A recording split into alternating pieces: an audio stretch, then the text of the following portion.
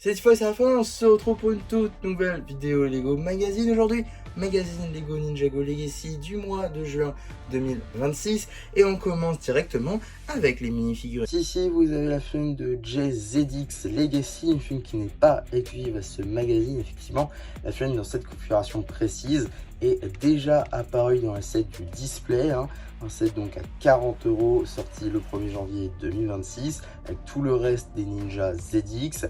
Néanmoins, le torse, les jambes ainsi que la tête sont déjà apparus aussi dans les Old Town. C'est sa troisième apparition au total. C'est quand même plutôt cool du coup qu'on puisse l'avoir dans le magazine, surtout avec ces deux nouvelles expressions faciales, car effectivement la tête est une nouveauté janvier 2026. Elle est aussi apparue dans quelques sets de la vague Dragon Rising, aussi bien en juin qu'en janvier, c'est plutôt cool. Pour ce qui va être du reste des pièces, bon bah l'armure c'est du 2012, ils n'ont pas changé le moule, c'est le même. Par contre la cagoule, elle, est un tout nouveau moule en dual molded, doré et bleu. Un peu dommage du coup qu'on l'ait en argenté et pas, qu'on l'ait en doré et pas en argenté justement. Ça aurait pu coller avec l'armure.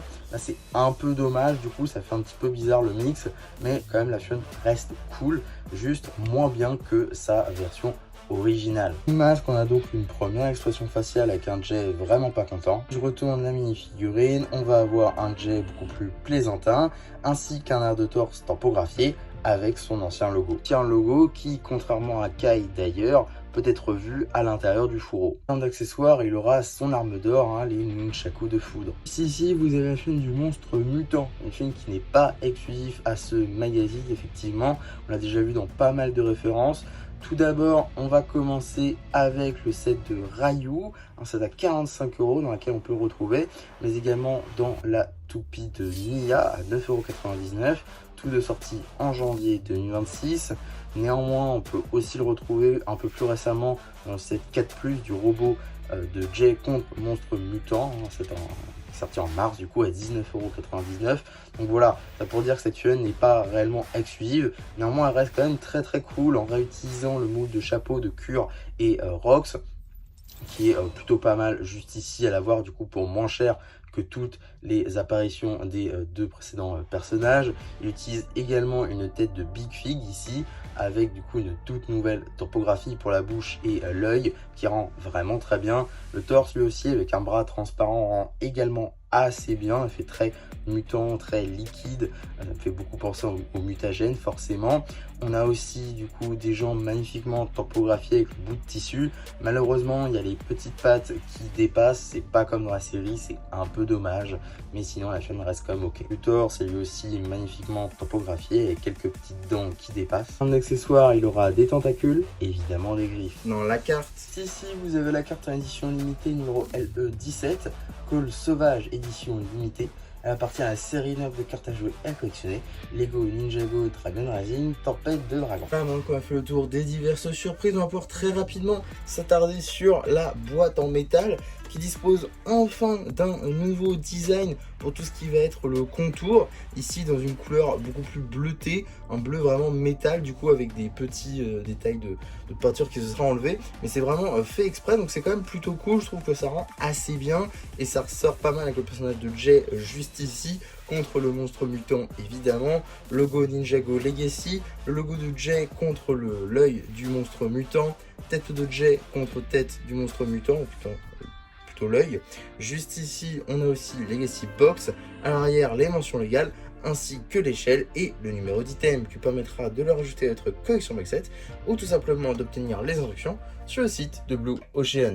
En ce qui concerne le magazine en lui-même, on sera sur un format au-dessus du format classique, à 8,99 €. Et avant de s'attarder à l'intérieur, j'aimerais vous parler de ce petit encart ici qui est donc pour la carte, vous l'aurez compris. Normalement on est censé avoir l'illustration qu'on a sur la carte, c'est-à-dire celle-ci que vous avez vue tout à l'heure, on est censé la retrouver ici. Et là on l'a pas, on a juste marqué Legacy, Legacy, Legacy. Donc c'est un petit changement, on n'a même pas le numéro de la carte qui a été écrit aussi. Donc potentiellement ils ont juste créé un encart précis pour chaque magazine qui, à voir du coup, ce sera gardé après ou pas. Je trouve ça un peu dommage, ça change, mais je trouve ça un peu dommage. J'aimais bien quand on avait l'illustration de la carte, comme ça on sait à quel magazine appartient telle carte. Mais bon, un peu dommage du coup ce petit changement, à voir s'il s'installera dans les prochains. En tout cas, à l'intérieur, on a donc une petite publicité pour le Blue Ocean Store avec toutes les gammes pratiquées, en passant par Star Wars, Marvel, Ninjago, Jurassic World, Minecraft et City, ainsi que les cartes, bien évidemment.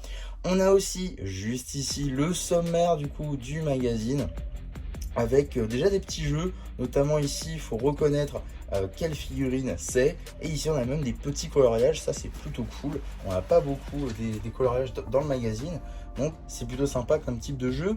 On a ensuite une double page dédiée directement au duo figurine du jour entre JZX et le monstre mutant qui a droit à des jeux chacun, ainsi que les instructions papier directement à l'intérieur du magazine. Et ça c'est cool.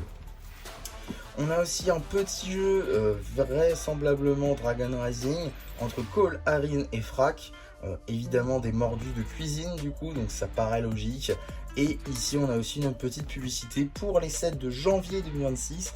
Peut-être une petite publicité de juin, ça aura peut-être cool, mais bon on est un peu tôt encore dans le mois, donc c'est pas très grave. On a une petite publicité pour le robot de Cole, le buggy de Jay, ainsi que le set du 15e anniversaire, la collection des personnages ninja. 3 sets que j'ai déjà fait en review sur la chaîne si ça vous intéresse. On enchaîne aussi avec un petit jeu de type saison 3 entre Zane et Cryptor, plutôt sympa avec ses vieilles illustrations. Et on a aussi un petit récapitulatif du coup de ce qui se passe dans Ninjago, notamment tout ce qui va être relatif au grand dévoreur. Ça c'est plutôt marrant parce que je croyais que le dernier récap qu'ils avaient fait c'était sur la saison 15, donc ils n'ont pas fait la saison 16 je crois. Et on retourne en saison 1, donc je sais pas, un petit peu bizarre. En tout cas, juste ici, nous avons donc la bande dessinée du jour, Les Racines du Mal, bande dessinée qui sera évidemment disponible sur la chaîne BD, cela va de soi. Donc on enchaîne, du coup, tout ceci, puisque ce n'est pas le but du magazine, enfin la vidéo du jour en tout cas. On a ici une sorte de jeu double page Ninjago cristallisé, vraisemblablement sur double page, parce qu'on ne sait pas bataille de quoi. Donc ça va être sur sur la seconde page. Et tout d'abord, on a le poster juste ici avec le Nindroid Legacy. On a aussi un autre poster avec tous les ninjas ZX. Et ça c'est plutôt cool, avec le logo 15 ans ici, ça marche assez bien. Encore une fois, je trouve que les textes gâchent un peu le truc. Ça aurait été bien d'avoir juste ça, même en plus grand, pourquoi pas. Et avec le logo 15 ans au milieu, ça peut être sympa. Le poster aurait été mieux, je pense. Mais bon, pas grave, il rend quand même assez bien, je trouve. Et on a aussi la suite du poster avec Zane dans sa tenue de son Epic Battle Set qui sortira en janvier 2021. Ainsi que la suite du coup la suite du jeu Ninjago cristallisé, du coup c'est bataille de cristal, évidemment opposant les ninjas au roi de cristal qui est donc Overlord bien évidemment. On a ensuite la suite de la BD tout simplement. Voilà, on enchaîne très rapidement. Fin de la BD avec encore une fois un jeu sur le thème de cristallisé juste ici, une sorte de labyrinthe. Et justement, petit récapitulatif de ce qui se passe avec Ninjago cristallisé juste ici. Le poster est vraiment cool pour le coup. Le poster de Ninjago cristallisé est vraiment très beau, même si largement inspiré de Avengers Endgame évidemment. Et de toute façon, Marvel a aussi copié avec le poster de Wakanda Forever, donc ce n'est que partie remise. Et donc on s'arrête vraisemblablement à... Ah oui non, c'est vraiment... D'accord, ok. On s'arrête en milieu de saison, on va dire à peu près. Je pensais qu'il ferait seulement quelques épisodes, mais d'accord. On a ensuite, juste ici, une petite enquête sur le magazine. Donc voilà, poser des questions sur les anciennes surprises, notamment ici, Arin contre le guerrier draconique, Jay contre Cinder, Cole contre Drix, Zane contre l'éclaireur draconique et Kai contre le guerrier au masque de loup. Donc voilà, de petites enquêtes comme ceci pour savoir si le magazine est toujours aussi apprécié et quelles autres figurines il faudrait mettre pour faire en sorte qu'il soit toujours apprécié. Donc voilà globalement à quoi ça sert les enquêtes du magazine. Et j'allais dire prochain numéro, mais non, parce qu'on a encore une petite review papier déguisée de la forge des 4 armes, un set évidemment du 15e anniversaire, set que je vous ai d'ores déjà présenté sur la chaîne si ça vous intéresse, un excellent set et je vous invite vraiment à aller voir la review évidemment. Et on a aussi une petite page dédiée à l'abonnement juste ici avec 13 numéros pour 85,50 €, qui comprend donc Dragon Racing et Ninjago Legacy. En tout cas, avant de passer au prochain numéro, on va très rapidement regarder les publicités. Il y a des choses très intéressantes à voir et à en parler, simplement parce que tout d'abord, on a un visuel enfin en France en tout cas, parce qu'il y a eu, ça avait leaké déjà il y a quelques temps, on n'avait toujours pas de date de ce magazine, du coup Lego Minecraft spécial. Il s'agira du numéro 2 hors série. L'année dernière on a vu le Ghast pour rappel, et donc cette année nous allons avoir un bloc de magma, et ça c'est quand même plutôt cool, parce que le bloc de magma je crois n'est exclusif qu'à 1 ou 2 sets dans cette configuration, et on l'avait toujours pas eu, donc ça peut être quand même très sympa. Et même si on n'est pas au niveau des 100 pièces que nous avait donné le Ghast, c'est quand même plutôt cool à avoir dans le magazine. On aura aussi une carte, donc ça c'est plutôt pas mal. Donc ça sortira le 16 juin. Et le 19 juin, on aura une petite... parce qu'on a là, on a une publicité du coup pour un magazine qui sort le 19 juin. C'est un magazine Marvel Avengers spécial entre Hulk et Hulk rouge. Donc c'est aussi une boîte en métal. Comme dans ce magazine ici, mais cette fois-ci entre Hulk, qui est Hulk Comics, et Hulk rouge des comics aussi. Donc c'est pas des big figs, c'est des fun normales, mais qui sont quand même très cool.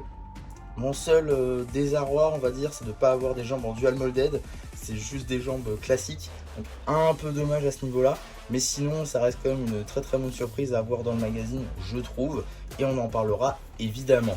En tout cas, qu'est-ce qu'on a nous dans le prochain magazine Ninjago Legacy du coup de septembre? Nous aurons donc dans ce magazine, nous aurons Greenfax contre le Samurai X, un magazine qui sera très cool à avoir, car tout simplement Greenfax tout d'abord est une chaîne qui était jusqu'alors exclusive au set du robot Titan de Lloyd à 130 €, donc plutôt cool de l'avoir dans un magazine à 9 €. Et également en face le Samurai X, première version de Nia qui apparaît dans le magazine Ninjago Legacy, avec quand même 7 ans de retard. Je rappelle, le magazine Ninjago Legacy est sorti en 2019, nous sommes aujourd'hui en 2026, donc ça fait à peu près 7 ans que le magazine est en rayon, et Nia n'avait toujours fait aucune apparition. C'est également le 3e personnage féminin à apparaître dedans, le premier étant Pixal, le second étant Miss Dynamite, donc quand même plutôt cool à avoir ici, d'autant plus que cette version est exclusive au set du display, un set donc à 40 €, et qui était aussi assez prisé, donc l'avoir ici c'est plutôt cool, avec évidemment sa boîte en métal et aussi une carte en édition limitée de Zark puissant qui rejoindra la collection de la série 9 de cartes à jouer et à collectionner. En tout cas, voilà pour ce magazine Ninjago Legacy du mois de juin 2026. J'espère que la vidéo vous aura plu. Surtout, n'hésitez pas à me le dire en commentaire. N'hésitez pas non plus à liker la vidéo, à vous abonner, à partager. Et moi, c'était MC qui vous dit bye bye.